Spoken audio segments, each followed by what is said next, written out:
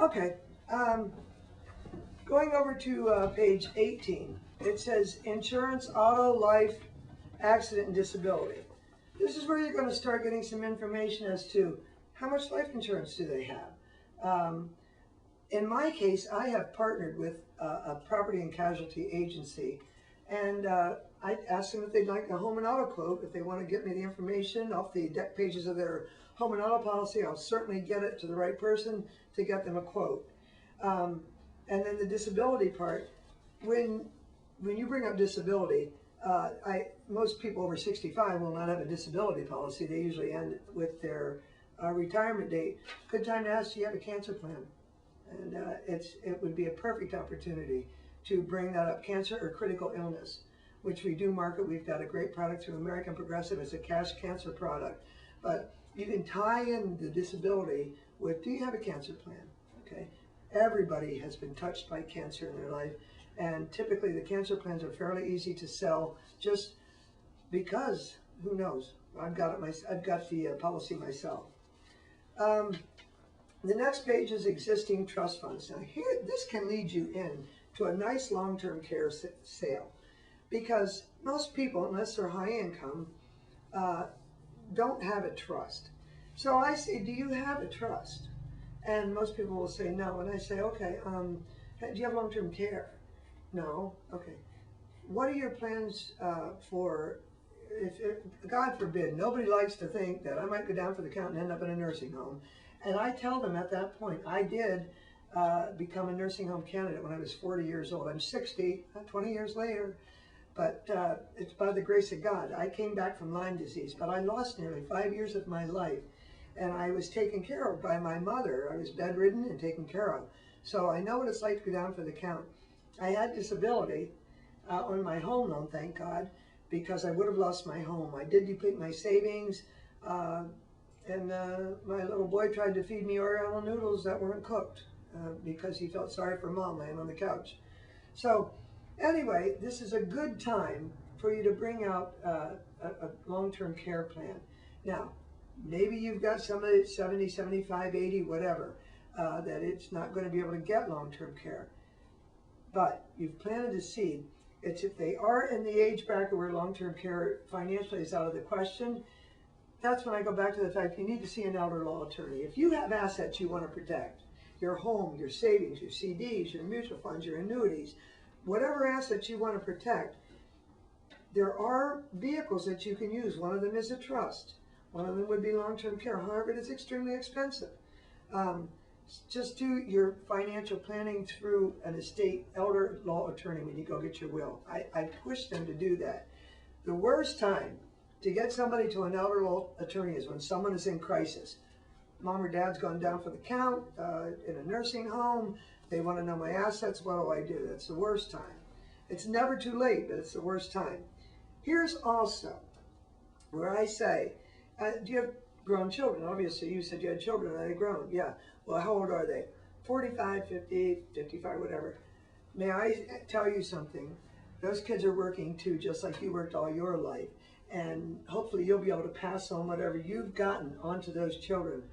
Now's the time for those kids to look into a long-term care plan. Because what buys long-term care? Youth and health. It took me 11 years after I was out of lines to get a long-term care policy. I was continually turned down. I was 40 years old when it happened to me. I finally was able to get long-term care, but it took me that long to get it. So I realized after being down how important long-term care is.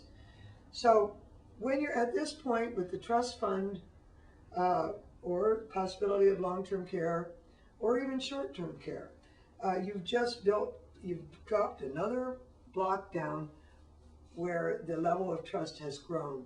You have answers for them in this booklet. This booklet will give peace of mind and answers to that person sitting across the table. Okay? Your personal debtors and creditors are on page 21. Well, if somebody tells me I've got $50,000 in credit card debt, first thing I'm going to ask them is, well, do we have enough life insurance to get you in the ground, let alone pay off your $50,000 credit card debt? What do you want to do about those debts if something does happen to you? Do you want to stiff the company or you want to pay it off? How can we do it? Life insurance, okay?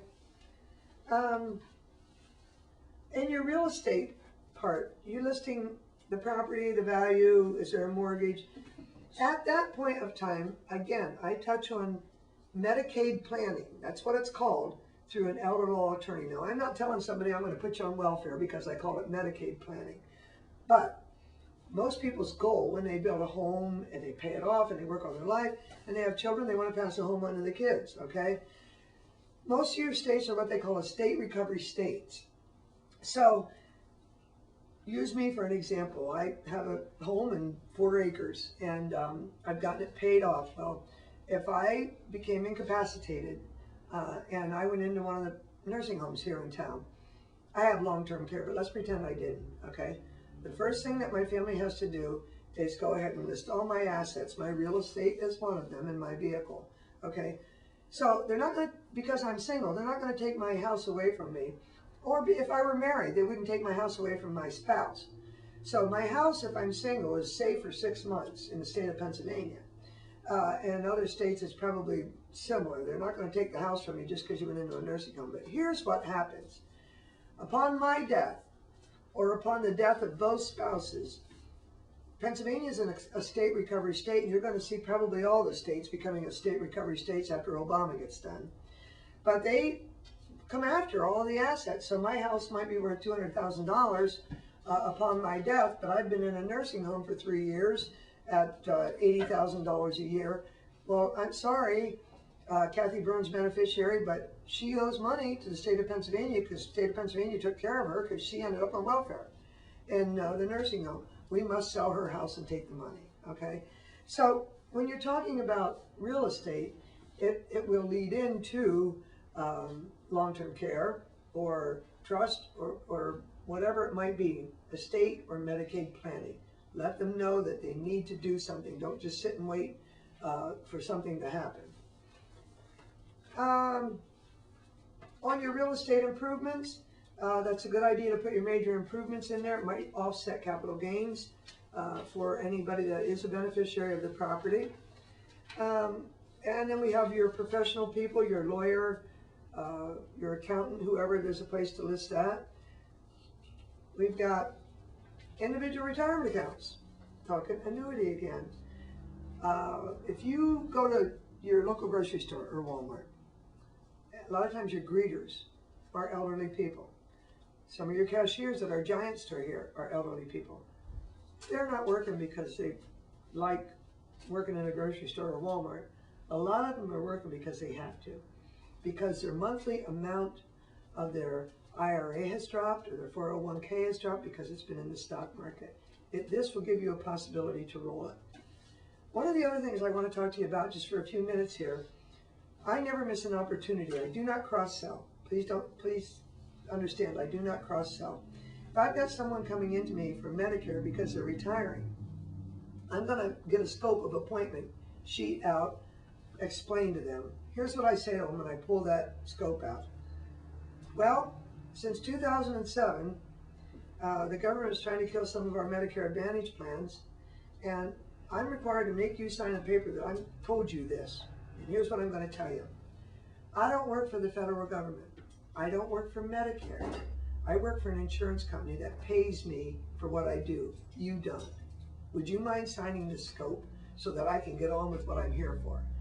And they all laugh. They all sign it, or they all say, "Are you kidding?" I'll say, "No, I'm not kidding. Read this paragraph." And they read it. They go, "Give me a pencil. I'll sign it." So the scope form, initially, I found very intimidating. Well, it's not intimidating to me anymore because I think it's the most ridiculous